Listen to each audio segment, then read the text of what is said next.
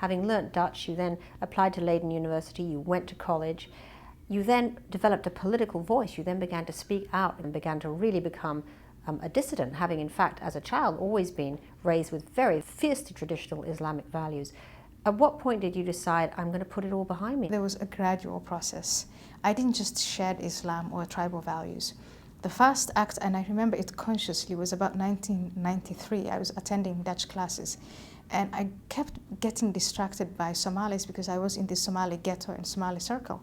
And I thought, if I break all contact with my Somali community, it's terrible, but at the same time, the social control, the person telling you, pray, you forgot to put on your veil, don't interact with the infidel, stay with us, I would lose those voices and I can just focus on learning Dutch. So you felt the peer pressure of those other Somalis were going to keep you trapped in the Muslim sort of corridor? Absolutely, and that's where so many individuals who may get out, who may assimilate, who may embrace modernity, they're kept down by all those voices telling them that if they were to do something like that, they would go to hell. I never ever said I was not a Muslim. I didn't even think about it. And then the 11th of September came about, and I felt that all of us Muslims, or those of us born into Islam, were put on the spot.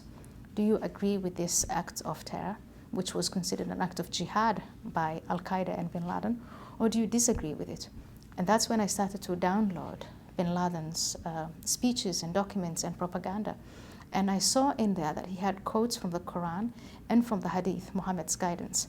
And I compared them. I picked up the Quran and I picked up bin Laden's speeches and I saw it there. Everything that Al-Qaeda said. And it was consistent, and that frightened me.